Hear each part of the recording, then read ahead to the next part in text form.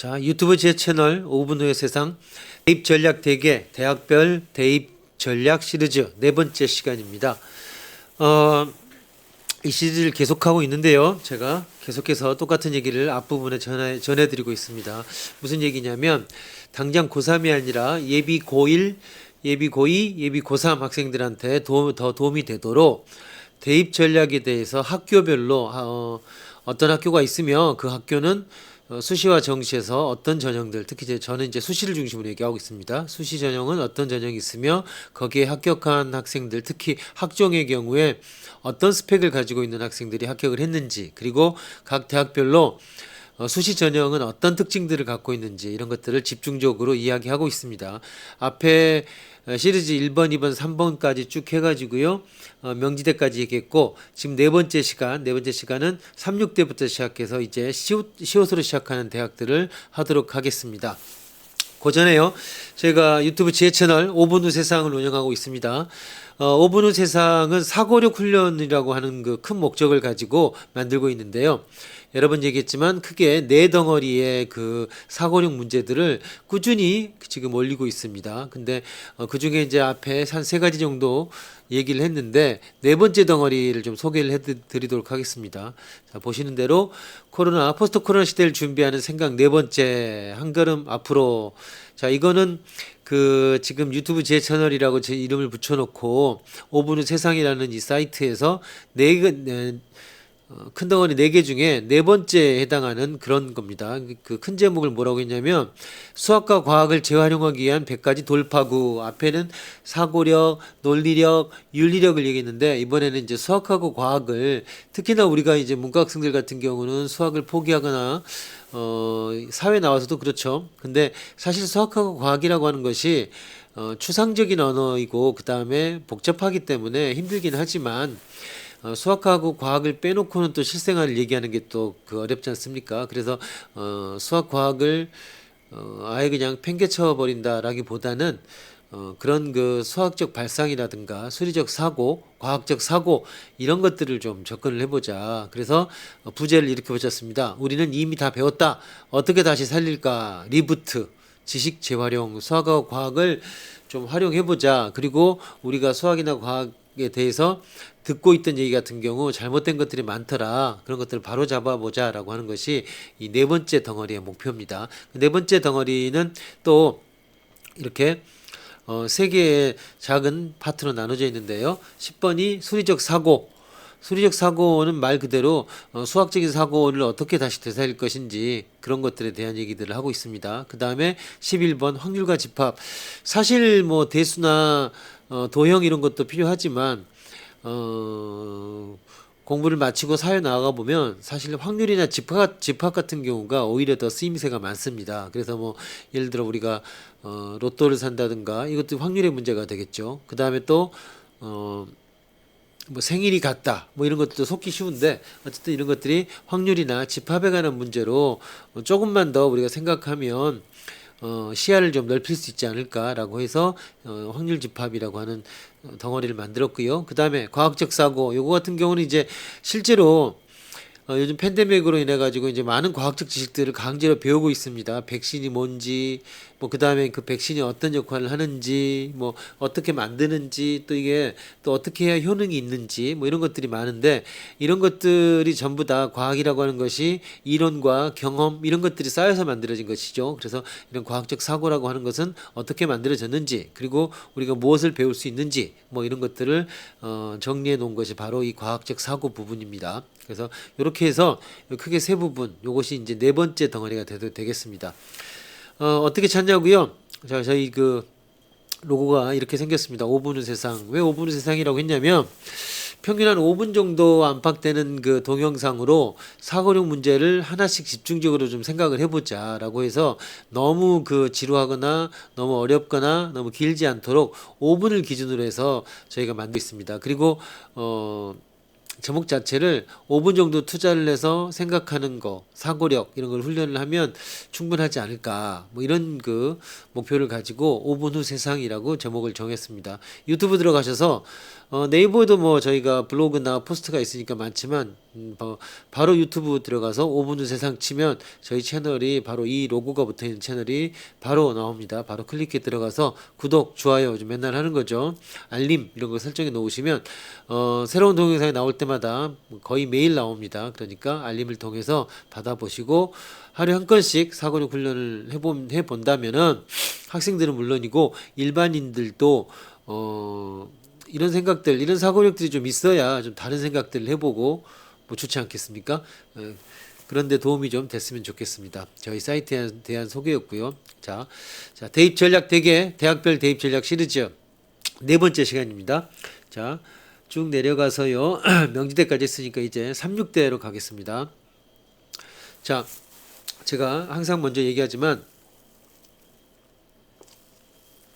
우리나라에는 그 대학이 한 200여 개 그 정도 있습니다. 그런데 그 중에 한 3분의 1 가량은 사실은 뭐라고 할까요?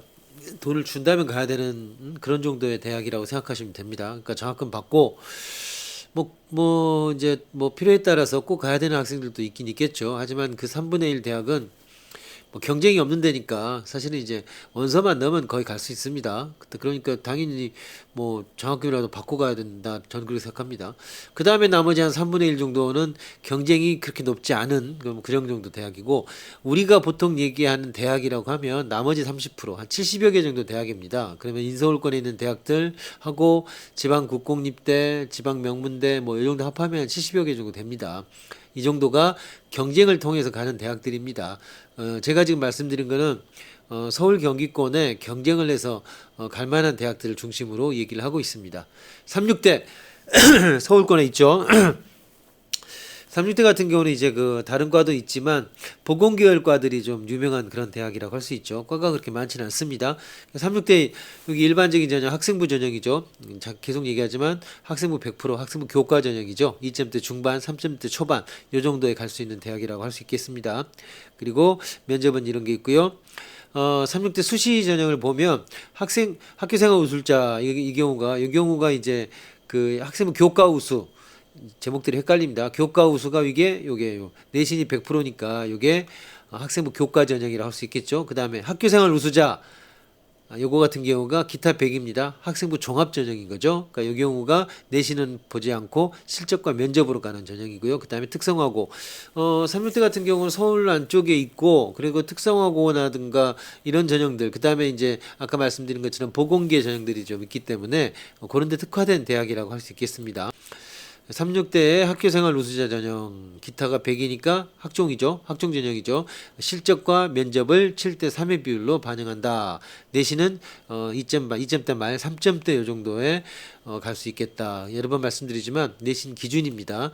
요것은 합격자들의 평균 정도로 생각을 하시고요. 내 내신이 그 정도가 안 되면 예를 들어 실적이라든가 이런 것들로 이제 만회를 할 수 있을 거다라는 겁니다. 면접 내용들은 이런 것들이 나왔고, 이제 중요한 건 이거죠. 합격자 같은 경우에 내신이 여기 어느 정도 있냐. 여기 지금 생활체육학과 3.78 정도 되죠. 그리고 이 학생은 이제 수능 성적도 넣었는데 수능 성적은 4, 5, 6등급 요 정도죠. 그러면 정시로 따지면 인서울은 당연히 안 되고 36대도 들어가기 힘든 그런 성적일 텐데, 내신 3.8에다가 이렇게 해서 학종으로 진학을 했다. 이렇게 보면 되겠습니다. 그 다음에 여기 경영학과 이제 상경계 센 과죠. 근데 요 경우에는 이 학생 같은 경우는 2점대 후반 정도가 평균이라고 하는데 이렇게 내신이 2점대 중반 정도 안쪽 앞쪽에 있죠. 이런 성적이었기 때문에 내신의 장점이 있었던 학생이었던 것 같습니다. 그 다음에 요 정도 2.5 요 합격선 정도인데, 여기에 보면 거기에다가 학종 전형이니까 학생부에 이렇게 학교 교내 생활이라든가 이런 것들이 성실하게 적혀 있어서 이런 것들을 이제 추가시켜서 내신은 합격선 딱 맞는 정도인데 맞춤인데, 이런 거에다가 이제 이 적힌 내용들 이런 것들로 해서 학종 전형에 합격한 것으로 볼 수 있습니다. 어디 보십시오. 여기 뭡니까? 수능 성적은 형편없죠. 그런데도 합격했다라는 겁니다. 다음 상명대 보겠습니다. 상명대는 상명인재 전형, 이게 학종 전형이죠. 실적 50에 면접이 50% 가미되는 그런 전형입니다. 내신 3점대 정도입니다. 상명대가 상명여대에서 그 남녀공학으로 바뀌었죠. 남녀공학으로 바뀐 이후로 그렇게 아직 그 뭐라고 할까요? 그러니까 뭐 큰 효과를 보고 있다고는 하기가 좀 그렇습니다. 그냥 3점대 정도고 이과 같은 경우는 3점대 중반 정도. 요 정도의 높이를 갖고 있는 학교입니다. 자, 면접 이런 내용이었고요. 상명대는 상명 인재 있고 여기 학종 전형, 그다음 내신 100%인 교과 전형이 또 이렇게 있습니다. 교과 전형 볼까요? 교과 전형은 내신이 기준이 되죠. 그러니까 아까 나온 그 학생부 종합 전형보다는 기준이 조금 높다. 이렇게 봐야 되겠죠. 2.5등급 요 정도 됩니다. 네, 여긴 특이하게 이제 거기 보면 학생부가 100%니까 다른 요소가 별로 가미되지 않는다라는 겁니다.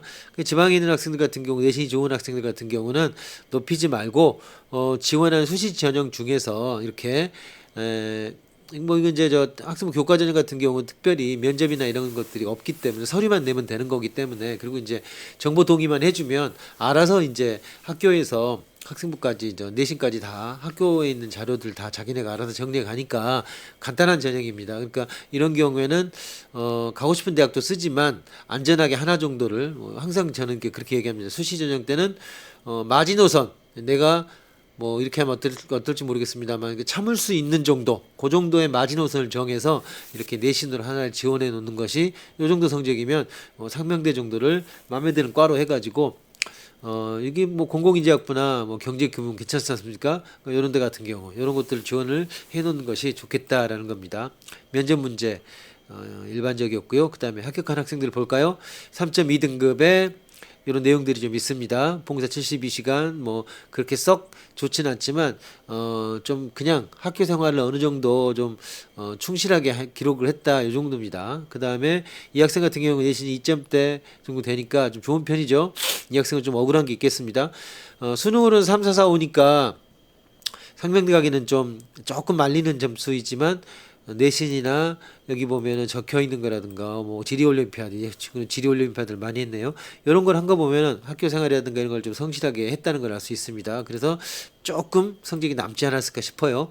다음 3.3등급, 2.5등급 이 친구도 마찬가지죠. 딱 맞는 성적입니다. 근데 적혀 있는 걸 보니까 아마 조금 더 점수가 남지 않았나. 역시 그렇죠. 동국대는 불합격했지만 아주대는 추가 합격했으니까 이 친구는 수학교육과 과 때문에 아마 이쪽을 썼나 싶어요. 수학교육과 좀 안정적인 걸 가지려고. 아주대는 아마 공대했으니까 이 친구는 아마 수학교육과 부모님의 권유에 따라서 아마 상명대 수학교육과 여기가 학교 레벨은 좀 어쩔지 모르지만 과가 좋으니까 이과를 가지 않았나 싶습니다.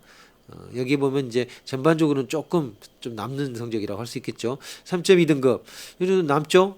남는 게 딱 맞죠. 그 다음에 1.6등급 좀 남죠. 이 친구 같은 경우 다른 데도 역시나 합격했다고 나와 있습니다. 이 친구 같은 경우는 내신에 목숨 걸어야 되는 거죠. 왜냐 보니까 이렇게 모의고사 성적, 수능 성적은 뭡니까 한 평균은 5등급 정도 됩니다. 이 정도면은 지방 국립대도 가는 게 쉽지 않은 점수입니다. 그러니까 내신 1.6 이런 장점을 살려서 상명대 공공인재학부 뭐 괜찮은 과를 골랐다고 생각이 됩니다. 나머지 과들도 대학도 좀 합격을 했으니까 이 경우에는 그러니까 이 친구는 내신과 학교 생활 학생부에 올인해서 잘 정리된 그런 학생이라고 할 수 있겠습니다.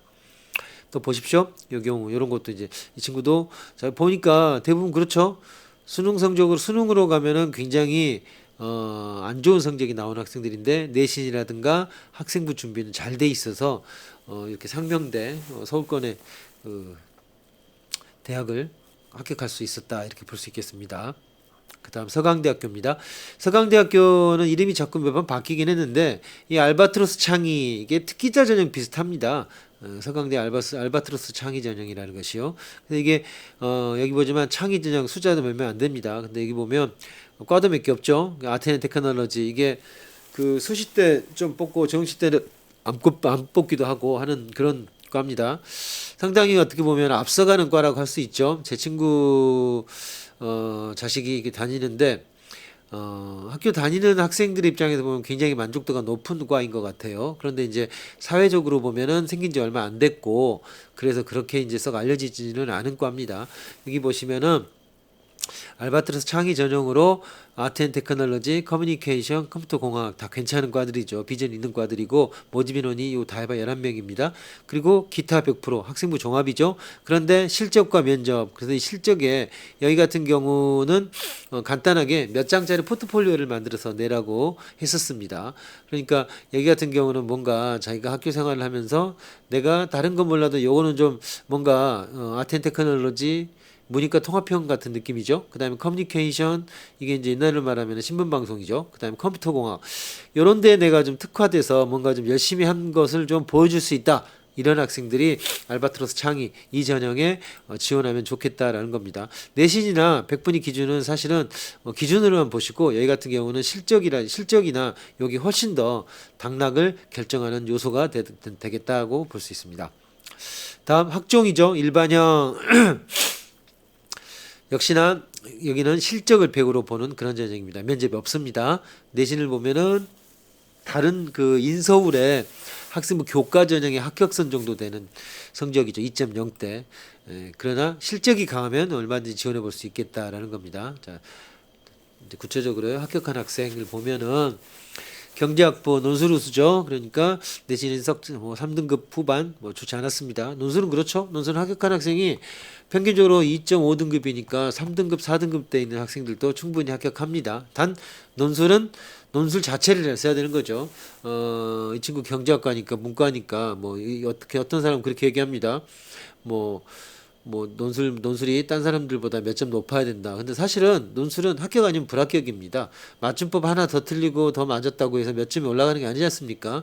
그게 학교별로는 이게 몇 점대니까 합격했고 이렇게 얘기하지만 기본적으로 합격과 불합격 정도로 나눠지는 것이 논술 소외라고 할 수 있습니다. 그래서 압도적으로 논리적 사고 이런 것들이 필요하다라는 겁니다.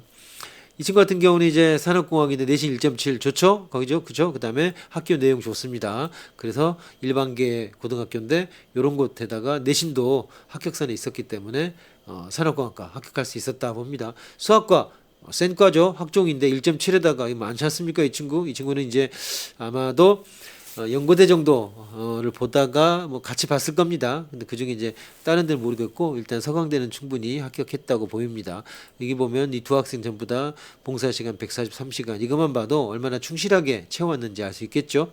그 다음 사회과학계열 1.5에다가 이 정도 쳐 있죠. 방크 활동이라든가 영어 토론 동아리 좋습니다. 영어 올림피아드 아주 뭐라고 할까요? 성실한 학생이라고 인정할 수 있겠습니다. 그리고 여기 이건 오바라고 봐야죠. 너무 많죠. 300시간이죠. 300시간 봉사 시간이 이게 특목고니까요. 엄청나게 써져 있었다는 얘기죠. 특목고에 305시간. 네. 좀 너무 좀 오바 뻥튀기를 좀 했습니다. 하지만 어쨌든 이 내용으로 볼 때 합격할 만했다. 전종학 학종 1.6에다가 이런 내용이니까 연고대 정도도 썼을 겁니다. 그리고 이제 그 정도도 지원해볼 충분한 학생이었다라고 보입니다. 그 다음 서강대를 보면 알바트로스 창의 아까 특기자 전형 비슷하다 그랬죠. 그 다음에 학종이 있고 그 다음에 학종 일반형이 있고 자기주도형이 있습니다. 뭐가 다를까요? 여기 같은 경우는 자기주도형하고 일반형으로 구분을 해놨는데 학교 자체 내 구분입니다. 그래서 크게 잘 구분되는 것 같지는 않습니다. 이 경우 이제 뭡니까? 일반형 같은 경우는 어떻게 돼 있죠? 최저학력 기준이 있죠. 그러니까 이게 똑같이 학종이지만 최저학력 기준이 있다는 얘기입니다. 대신에 학생부 자기소개 추천서가 있고 그 다음에 학종 자기주도형 같은 경우는 학교 생활 보충 자료 이게 이제 옛날 말로 하자면은 포트폴리오입니다. 포트폴리오. 그러니까 아까 알바트로스 창의에도 한 A4 서너 장 정도로 정리하는 그런 포트폴리오를 내라고 그러는데 역시나 마찬가지로 여기도 그런 걸 요구한다라는 겁니다. 그리고 자기주도형은 더 학종에 가깝습니다. 그러니까 여기 보면은 뭡니까? 최저학력 기준이 없는 그런 전형입니다. 그러니까 학종 일반형 같은 경우는 오히려 지원은 쉽지만 최저학력 기준이 있다라는 얘기 뭡니까? 오히려 최저학력 기준은 수능 성적을 말하는 거죠. 그러니까 다른 성적이 좀 떨어지더라도 최저학력 기준을 맞출 수 있으면 학종의 일반형을 지원하면 가능성이 더 높아진다라는 겁니다. 그러니까 규정된 거와 거꾸로 생각할 필요가 있습니다.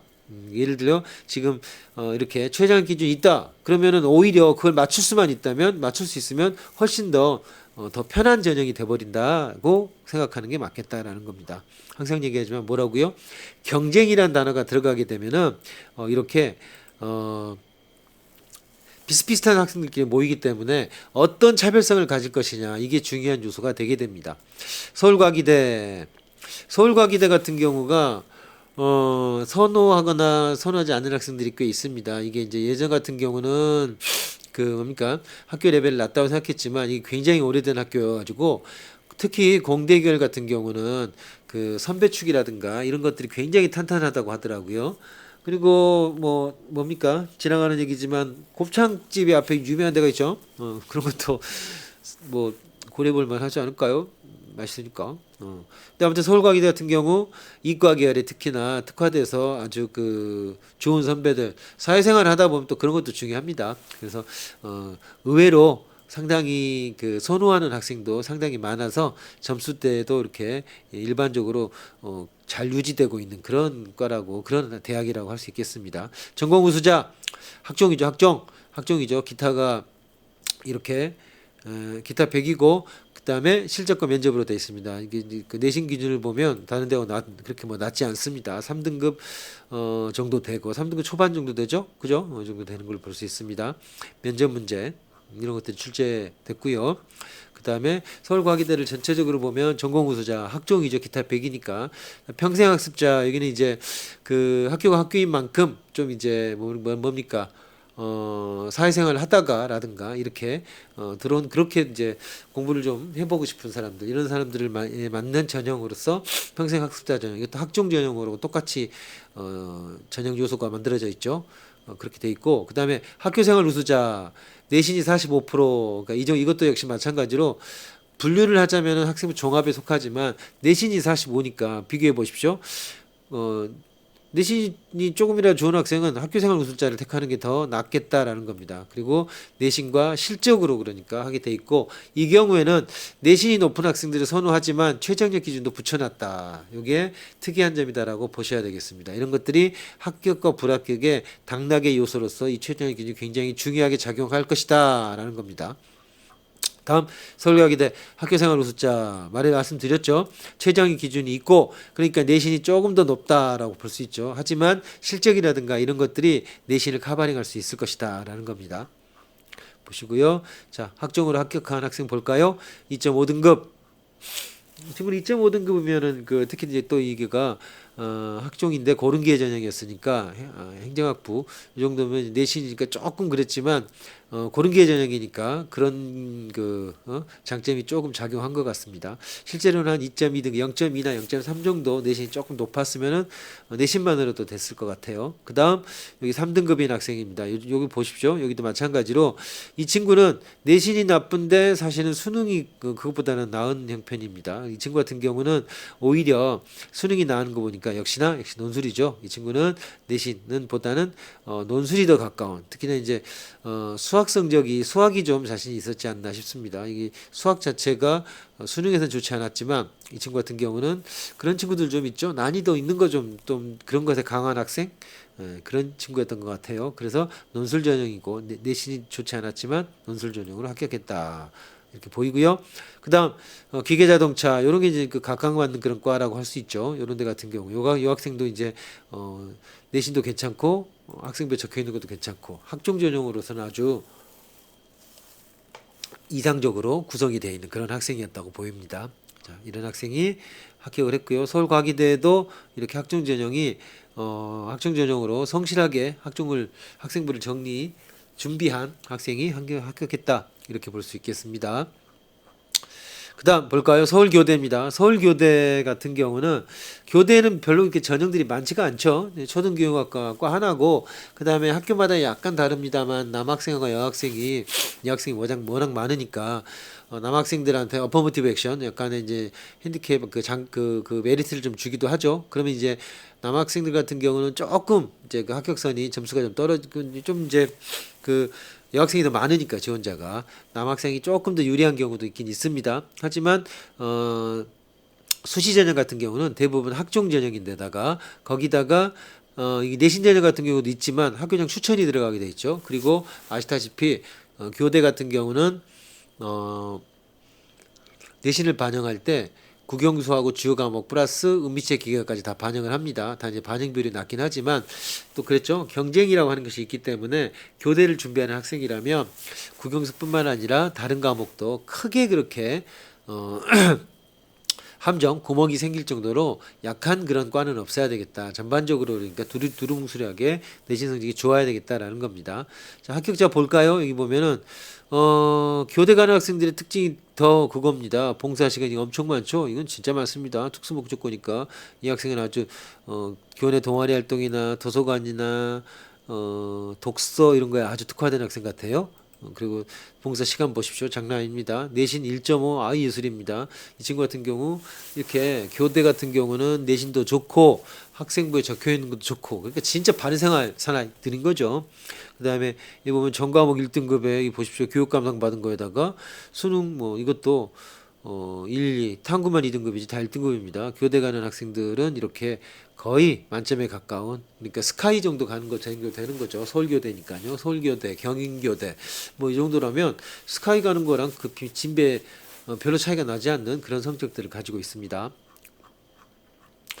자, 서울대 볼까요? 서울대는 자 보시면은 일반이 있고요. 일반이 있고 또 보여드릴 게 지역균형이 있죠. 그 다음에 이제 몇 가지 이제 일반 전형, 직윤 크게 두 가지죠. 나머지 기획윤 등은 이제 조건이 붙어 있는 전형이니까 일반하고 직윤이 있는데 일반은 아무나 물론 할 수 있습니다. 그다음 직윤 같은 경우는 학교장 추천을 받아야 되죠. 학교별로 맥시멈 2명 정도가 받을 수 있죠. 그리고 서울대 같은 경우를 보면은 군 단위에서 1명 정도를 뽑는다 뭐 이런 것들이 대충 정해져 있어 가지고 그 지방에 있는 학생들 같은 경우도 추천을 받았다고 해도 그게 2단계로 올라가게 되면 3대1 정도 됩니다. 그래서 추천받는 것도 고려를 좀 계산을 해봐야 되겠다라는 겁니다. 그 서울대 일반 전형 뿐만 아니라 추천 전형 그 직윤도 둘 다 학생부 교과가 아니라 전부 다 학생부 종합의 형식으로 학생을 뽑는 그런 전형입니다. 서울대 일반 기타 100이죠. 실적 50에 면접 50. 그러니까 모든 요소를 다 가미한다라는 겁니다. 그리고 서울대 같은 경우 면접에 제시문 같은 경우도 다른 데하고 다르게 한문이도 들어가 있는 그런 제시문도 확 사용을 하죠. 그런 것들 이제 줄인다라고는 했지만 보통 우리가 말하는 국한문 혼용체의 제시문들을 많이 사용합니다. 한자 약한 학생들 굉장히 많지 않습니까? 그런 학생들 같은 경우는 여기 만약에 면접이나 이런 데 가면 제시문에 깜짝 놀랄 수도 있습니다. 그리고 뭐 내신이나 백분 기준 볼 필요도 없겠죠. 전부 다 1등급이어야 되는 것이고 그리고 면접이라든가 이런 것들이 점수에 반영되기 때문에 면접도 정확하게 시험이라고 볼 수 있는 그런 전형이라고 하겠습니다. 서울대 같은 경우가 근데 이게 이제 생각한 것 꽤 다른 것들이 있습니다. 예를 들면 직윤 같은 경우도 2단계까지 가도 3대1 정도다.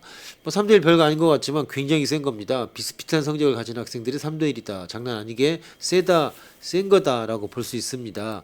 그리고 내신 성적도 굉장히 중요하고요. 그 다음에 면접이라든가 면접 성적도 아주 중요합니다. 면접으로 인해 가지고 합격선에 있던 학생들이 최소 매년 다를 수도 있겠지만 3분의 2 이상 합격자가 바뀐다라고 하는 통계도 있을 정도입니다. 그러니까 빠짐없이 하나하나 끝까지 준비해야 되는 것이 뭐 최고의 학교니까요. 그렇게 준비해야 되고 뿐만 아니라 학생부에 있는 내용도 여기는 전부 학종 전형이라고 했으니까 내신 좋은 것뿐만 아니라 경쟁을 해야 되니까 학생부에 있는 내신도 아주 충실하게 잘 적혀 있는 그런 학생이어야 되겠다라는 겁니다. 그리고 이런 학생 같은 경우는 이제 2자 들어가는 사실 이 정도 성적이면 서울대 못 가죠. 인서울도 간당간당합니다. 이게 나중에 수능 때는 하지만 내신 1.3 거의 만점했다는 얘기 아닙니까? 그다음에 학교 적힌 거 보십시오. 이렇게 충실하게 적어서 이렇게 요걸 가지고서 이제 서울대 직윤에 합격할 수 있었다. 라는 겁니다. 서울대 직윤 같은 경우는 얘기하는 사람마다 굉장히 다르지만 사실은 이렇게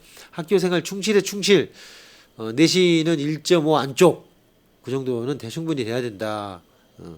그걸 우선 1차적인 기준으로 삼을 수 있겠습니다. 그리고 다른 학생들에 비해서 그렇게 많지는 않죠. 봉사시간은 서울대가 한 60시간 정도를 기준으로 해서 그게 안 되면은 왜 그랬냐, 뭐 아팠냐, 뭐 그걸 좀 이제 설명을 좀 해봐라.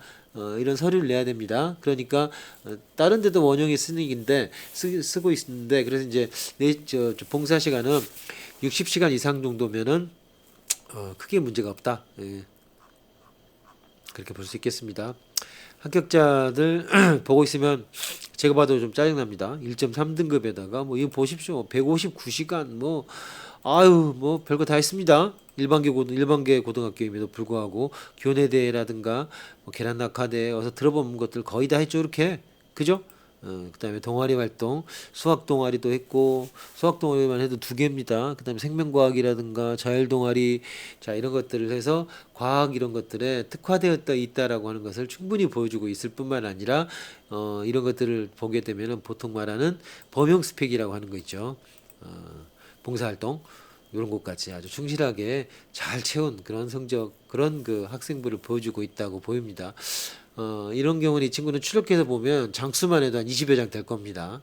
특목고 다니는 학생들이 보면 학생부 저기 뭐야 사본 뽑아와라 그러면은 외고 다니는 학생 뭐 이런 학생 같은 경우 기본 한 20페이지 정도 20페이지 정도는 바로 20장 정도는 됩니다.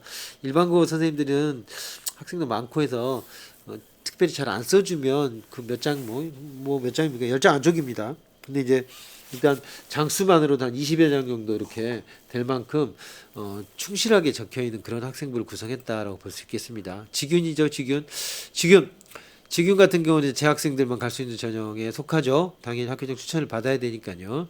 그리고 지금 같은 경우는 이렇게 여기는 지금 학교장 추천을 받는다든가 재학생들 여러 번 얘기했죠 앞에서 재학생들만 지원할 수 있는 그런 전형들을 모아서 지금 보여주고 있습니다. 서울대 직윤을 보여주는 겸해서 한꺼번에 보여주고 있고 서울대 같은 경우는 지역균형 선발 이런 전형이 이제 학교장 추천을 받아서 갈 수 있는 그런 전형이라고 하겠습니다. 면접 구술고사가 굉장히 중요하다 말씀드렸고요. 자 이런 내용들이 나왔다고 그리고 이런 내용 이런 스펙들을 가지고 있는 학생들이었습니다. 지금 내려가 보고요. 자, 그 다음에 이제 학교가 어딜까요? 시립대입니다. 시립대 같은 경우 이제 그 학생들이 뭐라 할까요? 학교 특징이 있어서 등록금도 굉장히 싸죠. 그래서 말하자면은 성실한 학생들이 많이 가고 그래서 이제 호불호가 가 있는 학교입니다. 그리고 이제 공무원 시험이나 이런 것들에 거의 대부분 아마 제가 알기로는 시립대 다니는 학생들은 서울시를 비롯한 공무원 이런 시험에 준비를 하기 때문에 3학 1학년 이제 들어가면 4학년 때부터 벌써 도서관에 있는 거의 모든 자리가 몇 번 가게 되면 이제 정해지지 않습니까? 비슷하게 자리가 정해지고 거기에 관련돼서 여러 가지 이제 뭐 공시 이런 그런 그 서클도 이런 것들이 굉장히 많아서 그런 거에 아주 그 특화됐을 뿐만 아니라 당연히 합격률도 높고 그리고 과 자체가 서울시립대 그 뭐 도시행정이라든가 사회복지 이런 것들이 서울시라든가 이런 곳에 이제 아주 특화돼서 만들어진 과들도 많기 때문에 여기 많은 학생들한테는 아주 잘 맞는 그런 전형이라고 할 수 있겠습니다. 학종 한 500명이 되고요. 학생부 교과 200여 명 이 정도 되는 거죠. 이 정도가 이제 그 시립대인데 시립대는 학생부 교과 전형 100이죠. 그러니까 이 경우도 뭐 굉장히 높다고 볼 수 있죠. 당연히 스카이 수준 정도는 충분히 되는 학교가 되겠습니다. 그 다음에 여기 이제 뭐 이대 고교 추천이 전부 다 지금 재수생까지 갈 수 있는 고교에서 추천을 재수생까지 받을 수 있는 그런 전형들을 여기다가 한번 떡본 김에 모아놨습니다. 그리고 시립대 볼까요? 자 학생부 교과 전형 1점대 1.5 6, 7 뭐 이 정도 안에서 끝납니다. 인서울 대학들이 대부분 2점대까지 안 가고 학생부 교과는 커트라인이 형성되는데 시립대 같은 경우는 거기에서 조금 0.23 정도 높은 그 정도 수준입니다. 자 면접 이런 게 나왔고요. 학종입니다. 시립대도 학종이 있습니다. 학생부 100이고 실적을 100으로 해서 뽑습니다. 그러니까 실적이 좋아야 되겠죠. 그리고 내신도 역시나 여기는 좋아야 됩니다. 학생부 100 전형 교과 전형이군요. 교과 전형 학생부 100이니까 당연히 좋아야 되겠죠. 자, 그 다음에 시립대 학생부 종합 전형 같은 경우는 어디 볼까요? 시립대의 학생부 종합 전형이죠. 시립대 학생부 전형 기타 100 면접 100으로 끝납니다. 면접 100. 그러니까 실적이나 서류보다 여기는 면접이 훨씬 센 그런 거라고 할 수 있죠. 그러니까 기본적으로는 학종이 학교에서 내신 같은 거라든가 이런 서류는 자기네들이 알아서 찾아보고 그 다음에 면접으로 끝내는 건데 이 면접이 그러면 가서 뭐 그냥 인사하고 절하고 이게 아니라 점수화된 면접이기 때문에 충실하게 오히려 더 준비를 해야 되고 여기서 승패가 갈라지는 그런 면접 거라고 할 수 있겠습니다. 여기 보면 학종 면접 분석 이렇게 해놨죠. 보시는 대로 굉장히 디테일한 문제들이 출제됐다라고 할 수 있습니다. 그리고 학종에 서류가 없었다고 하지만 기본적으로 내야 될 것들이 있었기 때문에 여기 보시면 뭡니까 1.1, 1.4 그죠? 말씀드린 학교의 특성상 내신이 좋고 학종이라고 해도 그런 학생들이 뽑힌 걸로 볼 수 있습니다. 서울여대 오랜만에 지금 여자 대학이 나옵니다. 여대 같은 경우는 내신이 뭐 그 예전에는 좀 높았는데 이제 꼭 그런 건 아닙니다. 왜냐하면 여대라기보다는 이제는 그 남녀공학을 더 훨씬 더 선호하기 때문에 여대가 약간 하향 추세에 있죠. 그리고 여대가 좀 많기도 많습니다. 그래서 내신 기준으로 봤을 때 2점대 후반 정도 학생부 100으로 하는 전형이 학생부 교과 전형이 요 정도를 형성돼 있다고 보입니다. 그러니까 이제 여대 같은 경우는 이제 호불호가 명확하지 않습니까? 그리고 이제 여대 같은 경우 여대 여학생들에 맞는 과들이 좀 많고 그다음에 이제 안에서 내부에서 공학보다는 더 경쟁이 심하기 때문에 싫어하는 학생들 아주 싫어하더라고요. 근데 여기 많은 학생들 또 부모님들 선호하는 그 부모님들이 또 좀 여학생들 같은 경우도 있는 것 같아요. 보면 기독교 대학이라서 기독교 지도자 뭐 발음 뭐 이런 것들이 이제 그 학종 전형 비슷하게 전형이 되고요. 융합 인재 플러스 이제 학종 전형이고요. 교과 우수만 내신 전형입니다. 내신 전형 같은 경우 이렇게 자 뒤에 빨갛게 해놨습니다. 최장력 기준이 붙어 있다. 이게 아주 그 중요한 변수가 됩니다. 그래서 반드시 유념하시기 바랍니다. 서울여대 발음 인재 전형 기타 100 실적에다가 면접이 들어가 있는 전형입니다. 3등급 때 초반 정도의 성적이 분포하고 있고요. 볼까요? 자, 서울여대 융합인재 대표적으로 보면은 그 학종 전형이라고 할 수 있죠. 그 다음 서울여대 플러스 인재 이것도 학종 전형이고요. 이 경우 이제 내신도 아까 말한 거랑 비슷하지만 학종이니까 조금 더 0.23 정도 더 떨어진다고 해도 실적이라든가 실적이 뭡니까? 여기서 가장 중요한 게 학생부에 적히는 내용이었죠. 이런 것들을 통해서 만회할 수가 있겠다라는 겁니다. 합격하는 사람 볼까요? 3.3, 2.8, 2.1 점 좋죠. 이 친구 수학을 잘하고 있고 이 친구는 학종을 더 훨씬 성실하게 준비한 학생 같습니다. 이런 학생 같은 경우 자기 단점을 잘 알고 있었던 거죠. 이렇게 모의고사 수능 성적이 별로 좋지 않습니다. 대신에 내신을 장점을 이용을 해갖고 이렇게 서울여대에 무난히 합격한 그런 학생이라고 보고 있습니다. 2.4, 2.8 괜찮죠? 내신이 어느 정도 관리가 된 그런 성적이라고 볼 수 있겠습니다. 다음 성균관대학교인데요. 성균관대 같은 경우는 학교 레벨로 보면 어떻게 됩니까? 스카이 다음에 서성안이니까 뭐 인류대라고 해도 그리고 예전보다 학교 레벨이 많이 올라간 눈에 띄게 올라간 대학교가 아마 성균관대학이라고 할 수 있겠죠. 성균관대 글로벌 인재 전형 같은 경우는 주요과에서 특히나 또 이제 글로벌 인재는 학종 전형으로 뽑기 때문에 실적이 중요한 과 전형으로 그렇게 알려져 있습니다. 내신은 이제 뭐 스카이 가는 애들과 그렇게 큰 차이는 안 나고요. 하지만 이제 학종 전형이고 실적에 더 신경을 많이 쓰고 있기 때문에 이 실적 부분이 중요합니다. 그리고 이제 여기는 몇 개 과는 면접이 들어가 있는 데가 있습니까? 어디 있습니까? 교육학과. 그 다음에 영상학과는 성적이 들쭉날쭉하죠. 공부도 잘하는 영상 뭐 이 정도 생각해야 되는데 호불호가 있는 과입니다. 여기 뭐 또 있죠. 한문교육학과 이런 데 같은 경우가 약간 전형이 좀 다르게 실적 80에다가 면접 20이 들어가 있는 전형입니다. 뭐 이건 좀 알아두셔야 될 것 같습니다. 그리고 합격한 학생을 보면 스카이 간 학생과 그렇게 큰 차이가 없다고 볼 수 있습니다. 다음 성균관대 성균인재 성균인재 같은 경우는 학종 전형이죠. 학종 전형인데 계열별로 덩어리로 뽑기 때문에 장단점이 있습니다. 그래서 뭐라고 해야 될까요? 아무튼 이게 이제 덩어리로 뽑기 때문에 장단이 있다. 뭐 이런 정도.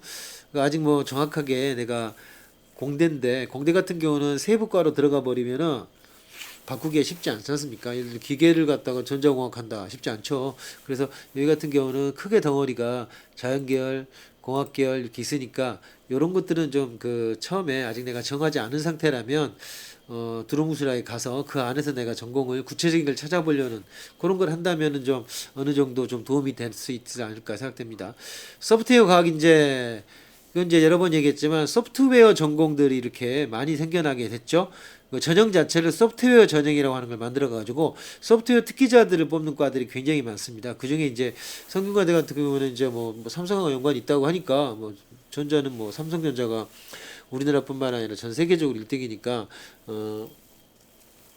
성균관대 소프트웨어학과 뭐 이런 데에 소프트웨어 인재 전형 이런 데라면 굉장히 셀 수밖에 없는 거죠. 그리고 이 소프트웨어 특기자 전형 같은 경우는 이 실적이라든가 면접이라든가 이렇게 실제 이 성적보다 실제로 보여줄 수 있는 거 이런 것들에 많이 치중을 하는 그런 전형들이기 때문에 실제로 그 고등학교 수준보다 좀 더 실적을 냈거나 그럼 뭐 코딩이나 이런 거겠죠. 캠프라든가 이런 것들을 보여줄 수 있는 학생 그런 학생들이 소프트웨어 관련된 학과 그리고 소프트웨어 특기자 전형 이런 거에 지원해 보면 도움이 되지 않을까 생각이 됩니다. 성균관대학교는 이렇게 글로벌 인재 어학이 좀 들어갔다는 얘기죠. 성균 인재 이런 석종이 있고요. 소프트웨어학과 소프트웨어 특기자 전형이 있고 예체능계가 조금 있고요. 그 다음에 이제 그 이웃사랑 이 경우는 이제 그 뭡니까 사회 기업 배려 그런 전형이라고 할 수 있겠죠. 그러니까 내신을 보는 전형이 성균관대까지도 없습니다. 제가 뭐라고 그랬습니까?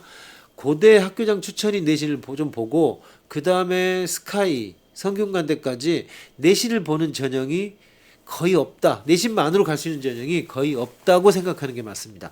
그러니까 성균관대는 서류가 중심으로 돼 있으니까 오히려 다른 성적도 있지만 내가 좋아하는 특정과에 표를 낼 수 있는 그런 실적이 있다면 지원하기가 더 훨씬 용이한 그런 학교라고 할 수 있겠습니다.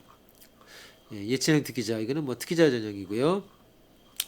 자, 그다음에 성신여대 여대가 하나 더 나왔습니다. 성신여대 서울권에 있어서 꽤 많은 학생들이 지원을 하고 있는 그런 대학이라고 할 수 있죠. 성신여대 같은 경우는 여학생 사이에서도 그렇게 이미지도 괜찮은 그런 대학인 것 같아요. 여기는 그러니까 학생부 같은 경우 100으로 전형, 학생부 교과 우수자 전형, 내신 전형이죠. 학생부 100으로 선발되는 그런 전형입니다. 그러니까 내신이 상당히 생각보다 높죠. 여대가 좀 그렇습니다. 예전보다 그렇게 더 높아지진 않았지만 여기 같은 경우는 이제 서울보다는 지방에는 그 참한 여학생들 내신 성적 학교에서 성실한 학교 다녀서 내신을 잘 채운 학생들. 하지만 다른 것은 좀 약점. 모의고사나 이런 것들은 좀 약한 학생들, 이런 학생들이 지원하기 좋은 데가 바로 성신여대가 되겠다. 이렇게 이해할 수 있겠습니다. 합격자 볼까요? 내신 2.4. 좀 나쁘죠? 뭡니까? 이 경우에는 이제 대신에 기타 등등으로 채운 거죠. 다음에 4.2점대, 2점대 정도 됩니다. 4점인데 여기는 학종이니까 가능했죠. 그 다음에 학생부 종합 2점대니까 이 친구 같은 경우는 뭡니까 여기 봉사시간 좋고 그 다음에 적혀있는 거 많습니다. 이 친구는 일반계 고등학교인데 아주 학생부를 잘 채워서 좀 스펙이 남았다고 봐야 될 것 같습니다. 이런 학생들이 있고요. 자, 성신여대 같은 경우 이렇게 학종 같은 경우에 여러 가지 준비가 된 이런 학생들이 지원했다라는 겁니다. 그러니까 학종은 아마 이제 굉장히 수시 때 여러 군데를 합격했을 겁니다. 아마 성신여대를 합격할 정도였으면은 여대를 선호하지 않는 이상이라고 한다면 남녀 공학으로 따지면은 중위권 정도도 합격을 했을 수 있습니다. 아까 내신마저도 뭐 2점이나 3점 초반 정도에다가 요 정도 스펙들 갖고 있으면 여러 군데를 합격했을 겁니다. 그러니까 당연히 여기도 합격자로 나오는 복수로 그러니까 겹쳐 나오게 되겠죠. 자, 어학우수자 여대 같은 경우 좀 아까도 여러 번 지나왔습니다만 어학특기자 전형들이 있죠. 어학 성적을 내는 곳과 안 내는 곳이 있는데 어학 성적을 내는 대학교가 6군데가 있는데 여기입니다. 국민대, 동덕여대, 서경대, 성신여대, 지금 성신여대가 있죠. 숙명여대. 자, 어학특기자, 어학우수자, 글로벌 인재 이렇게 돼 있습니다만 면접을 다 보게 돼 있죠. 외국어 면접을 돼 있고 이런 데 같은 경우는 성적표를 내라. IBT나 증명할 수 있는 걸 내라라고 하는 대학들이다라는 겁니다. 자, 성신여대 학교생활 우수자. 자, 이 경우는 학종 전형입니다. 내신도 3점대 초반 정도로 이루어져 있고요. 성신여대를 보면 어학특기자, 학교생활 우수자 방금 봤던 여기가 이제 학종 전형인 거죠. 여기 보면 서류하고 면접이 다 들어가게 되어 있습니다. 그 다음에 교과 우수, 그 다음에 기타가 이제 여기 보면 내신 전형들입니다. 내신 전형은 학생부 100 전형으로 뽑으니까 여기는 또 특이하게 또 최저학력 기준도 없습니다. 그러니까 자 여기는 딴 데는 또 이게 내신 전형 같은 게 최저학력이 붙어 있는 데가 많았지 않습니까? 그러니까 성신여대는 대놓고 그런 학생들을 환영하고 있는 겁니다. 모의사 수능 성적 안 좋은 학생들인데 학교 생활을 착실하게 해서 내신 좋아서 전교 등수가 있는 학생들 최저학력 기준도 없어. 그러니까 우리 학교 와. 이렇게 얘기하고 있는 겁니다. 그죠?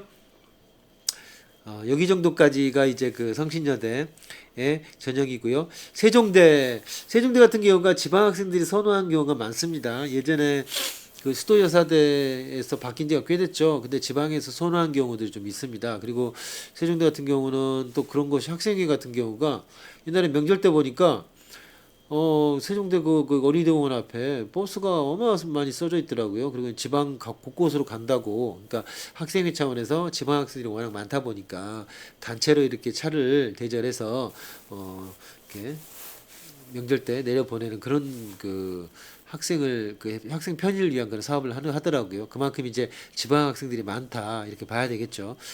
창의 인재 전형, 자 기타 100 학종 전형이죠. 그 다음에 국방 시스템공학 이게 이제 세종대에서 좀 특화돼서 만들어진 데죠. 그다음에 학생부 우수 한국 시스템공학 요거 이제 저 학생부 종합 전형인 거죠. 아까 말한 대로 여기 보면 학생부 우수자 전형 뭡니까? 딱 보니까 또 내신에 최저가 없죠.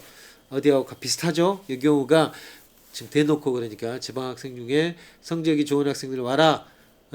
최저학력 기준도 없다. 안심하고 와라. 이런 전형이라고 할 수 있겠습니다. 자, 세종대는 이제 구체적으로는 그러면 어떤 전형이 있는지를 보겠습니다. 창의 인재 전형. 자, 기타 100 학종이죠. 실적이고 면접이 있습니다. 무난한 전형입니다. 그러니까 학점 전형으로는 크게 그 변수가 있는 그런 전형이 아니니까 다른 거 준비하면서 같이 준비할 수 있겠다. 그리고 내신 기준도 3점대가 좀 넘어가니까 조금 여유도 좀 있겠다라는 겁니다. 면접 문제가 정리를 해놨고요. 다음에 자 학생부 우수자 이건 뭡니까? 학생부 100이니까 자연스럽게 학생부 교과 전형이라고 할 수 있습니다. 100이니까요. 그 다음에 이런 경우는 내신이 좀 높아지겠죠. 1점대 후반으로 되어 있습니다만 2점대 초반 정도면 합격할 수 있지 않을까. 근데 말씀드린 것처럼 내신이 좋은 학생들이 최저학력 기준도 없으니까 그리고 세종대 같은 경우는 이제 예전부터 있던 대학이어가지고 의외로 그 선호하는 그런 분들이 많더라고요. 그래서 세종대학교의 학생부 우수자 전형 같은 경우는 내신이 생각보다 좀 높다 이렇게 볼 수 있습니다. 다음 학종 전형 볼까요? 자, 이 경우에는 한 5등급 정도 됩니다. 이 친구가. 이 친구 같은 경우는 대신에 논술로 됐죠. 세종대가 아마 논술 전형 그 적성을 보다가 논술에 합류한 지가 그렇게 얼마 되지 않았습니다. 그래서 논술 문제 자체도 굉장히 어렵게 내거나 이러지 않아서 학교 생활을 충실하게 한 학생들이면은 오히려 난이도가 좀 평이한 그런 논술입니다. 이 친구 같은 경우는 과학 같은 거라든가 이런 것들에 좀 특화된 학생이었나 봐요. 그래서 딴 거보다 사실 수학 성적이 좋지 않습니까? 수학하고 과학으로 해가지고 논술을 봤던 학생 같아요. 여기도 논술 전형이고요. 창의 이제 국제학부 어학 성적이죠. 영어 성적이 좋은 학생이었고요. 그 다음에 화학과 창의 인재 이 친구는 이제 학종이죠. 1.9니까 내신도 상당히 충분히 합격할 수 있는 학생이었습니다. 그리고 말씀드린 대로 모의고사 성적 썩 좋지 않죠. 하지만 이렇게 내신과 적힌 거 많습니다. 학교 생활의 장점을 활용해서 합격할 수 있었다. 내신 2.1 괜찮죠? 그죠? 창의 인재 학종 전형이죠. 여기에 학교에 적혀 있는 거 보십시오.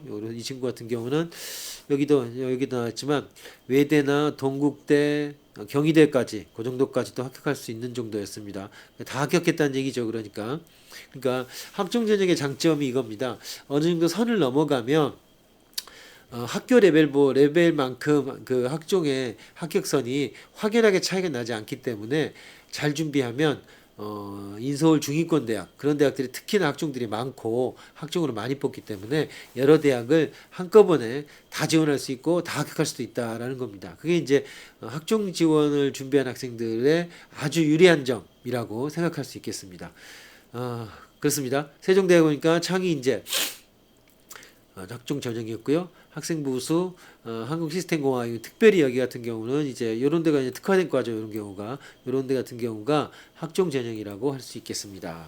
자, 여기까지 대학별로 알아보고 있는 뭡니까? 자, 맨 앞으로 가볼까요? 자, 제목 볼까요? 다시. 자, 유튜브 제 채널 5분 후 세상에서 마련해서 전해드리고 있는 대학 전략 대계입니다.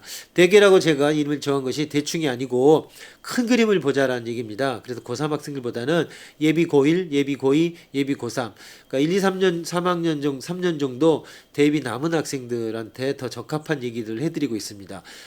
이런 학생들 같은 경우는 대입이라고 하는 것이 매년 조금씩 변화한다고 해도 우리나라 대입이라고 하는 것이 수시가 이제 훨씬 많았다가 7대 3이었다가 정시가 조금 늘어난다고는 하지만 수시와 정시라고 하는 큰 두 개의 기둥이 앞으로도 계속해서 가져갈 겁니다. 그래서 전반적으로 이제 고등학교에 올라가서 시간이 좀 있는 상황이라면은 내신도 준비해야 되지만 학종이라든가 내가 가고 싶은 대학이라든가 과의 성적이라든가 합격자의 스펙 이런 것들 미리미리 알아두면 내가 어떻게 준비해야 되겠다, 어떤 방향성을 가지고 해야 되겠다 이런 것에 대한 감을 잡을 수 있지 않을까. 그러면 학교 생활도 그렇게 뭡니까 너무 빡시게 잘 되도 않는 거 괜히 할 필요 없다라는 겁니다. 내신도 만약에 2.5등급 넘어가면 적당히 내신을 포기하고 모의고사라든가 학생부의 내용을 채우는 일들, 그다음에 내 장점을 살리는 일들 이런 것에 더 내신보다 더 치중을 해도 된다라는 겁니다. 그리고 만약에 내신이 좋은 학생들 같은 경우는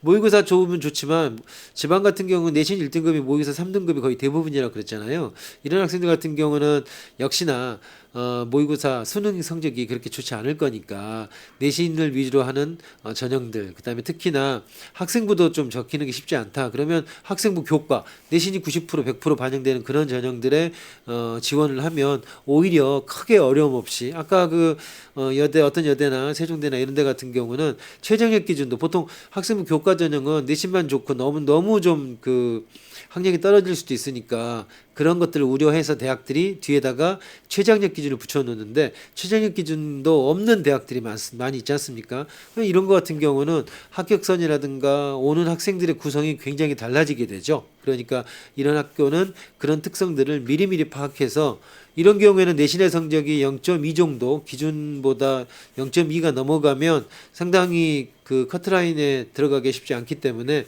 그런 경우에는 내신을 더 조금 더 타이트하게 신경을 써서 관리를 해야 된다 이런 얘기가 되겠습니다. 자, 대입전략 대계 시리즈 네 번째 거를 하고 있습니다. 지금 시옷까지 대학들 얘기하고 있고요. 지금 이걸 제공하고 있는 데는 유튜브의 지혜 채널 5분 후 세상이라고 하는 것입니다. 5분의 세상을 다시 한번 설명드리면 5분 후 세상은 목표 자체가 그걸 목표로 하고 있습니다. 사고력 훈련을 하는 그런 자료를 제공하는 것을 목표로 하고 있기 때문에 지혜 채널 5분 후 세상으로 검색을 하시면 유튜브에서 바로 저희 지금 보시는 멋지게 생긴 이 로고가 뜨면서 바로 우리 채널로 들어가 볼 수 있습니다.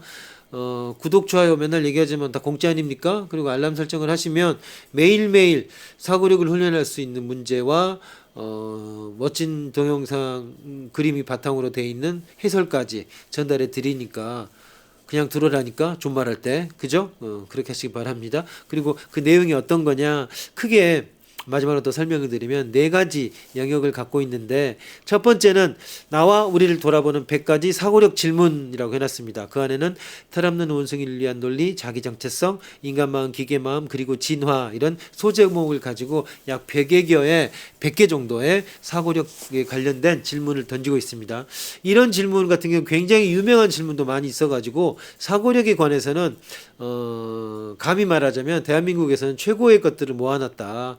실제로 자료를 모을 때 우리나라 것뿐만 아니라 일본, 중국, 미국에 있는 자료까지 수년 동안 굉장히 성실하게 모아서 자료를 만들었기 때문에 정말 볼만할 겁니다. 이게 첫 번째 큰 덩어리고요. 두 번째 큰 덩어리는 제목이 뭐냐면 뉴 노멀을 향한 길을 찾는 100가지 논리력 질문. 그다음에 부제를 종횡무진 길 없는 곳이라도 논리라면 길이 있다. 직관을 위한 논리. 그리고 소제목으로 논리와 여행하는 법, 논리라는 지름길, 휴리스트와 오류 이렇게 소제목이 있습니다. 여기는 말하자면 논리학, 형식 논리학과 비형식 논리학에서 주요하고 재밌는 걸 했는데 논리학 하면 딱딱하고 재미없어 합니다. 그리고 조금만 더 들어가면 지겨워합니다. 그리고 이것을 어디다 쓸 것이냐, 훈련을 할 때는 굉장히 도움이 되지만 실제로 현실에 쓰는 것이 좀 적기 때문에 논리학 자체를 싫어하는 사람이 많은데, 그 중에서 현실에 쓰일 수 있고 현실에서 많이 문제가 되는 것들, 이런 것들을 쫙 모았습니다. 그리고 휴리스틱스라고 요즘 행동주의 경제학이나 행동주의 심리학 같은 경우 이런 데서 많이 활용이 되고 있는 그 주먹구구, 인간이 갖고 태어나는 정신적인 지름길에 가는 것들, 이런 것들을 연구해 놓은 것들, 요거까지 한 덩어리로 모아서 논리력 질문이라고 하는 카테고리로 저희가 100가지 정도를 제공하려고 하고 있습니다. 세 번째 덩어리는 4차 산업혁명 AI 시대를 준비하는 100가지 윤리적 질문이라고 해놨는데, 지금 이 시리즈를 만들고 있는 게 12월 20일 정도인데, 아직 이 시리즈는 다음 주부터는 이제 아마 며칠 지나면부터 올라가기 시작할 겁니다. 윤리력이라고 제가 제목을 정했는데, 이것도 100여 가지 정도 굉장히 많이 모았는데, 현대 사회에서 지금 AI나 4차 산업혁명 이런 것들이 이제 각광을 받으면서 윤리의 문제가 굉장히 중요한 문제가 되고 있습니다. 아시는 대로 마이클 샌델이라는 사람이 그 어렵다는 정의는 무엇인가, 전 세계에서 가장 잘 팔리는 책이죠. 우리나라에서만 잘 팔립니다. 샌델이 얼마 전에 정의란 무엇인가 책 2권을 썼는데, 우리나라에서 제일 먼저 내면서 또 우리나라로 일부러 왔어요. 그만큼 우리나라에서 잘 팔린다는 얘기죠. 그러나 실제로 그 책을 산 사람은 많은데 안까지 들여다본 사람이 얼마나 있을까요? 꽤 어려운 책입니다. 뭐 때문에 유명해졌습니까? 그 트롤리 문제 있죠. 고장난 기관차의 문제. 이게 이제 현실에 와서 자율주행 자동차나 이런 것에 현실의 문제가 되면서 아주 윤리 문제가 아주 그 긴박한, 예전에는 그냥 사고 실험의 문제였는데 이제는 아주 긴박한 문제가 됐기 때문에 이런 문제들이 요즘 이제 큰 문제가 되고 있습니다. 그래서 그런 문제들, 이거 아주 뭡니까, 현대에 아주 필요한 문제입니다. 그리고 면접이, 아까 대학 보면 면접 전형이 많은데, 이런 면접 전형들, 특히나 의대나 간호 이런 쪽에 가면은 생명공학이나 생명윤리에 관한 것들이 면접에 많이 나옵니다. 의대는 MMI라고, 서울대는 MMI라고 하는 그런 복잡한 면접을 보기도 하죠.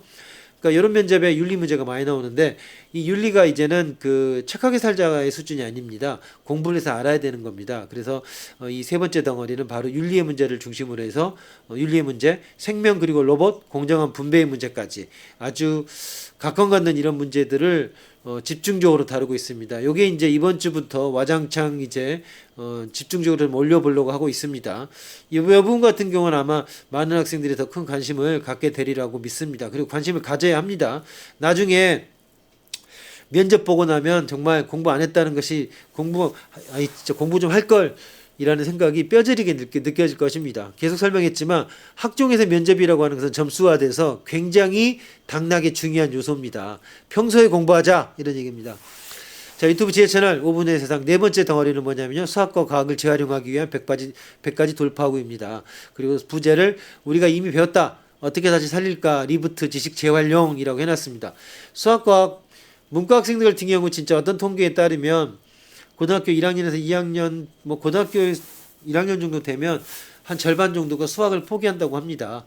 그리고 나서 대학을 간다?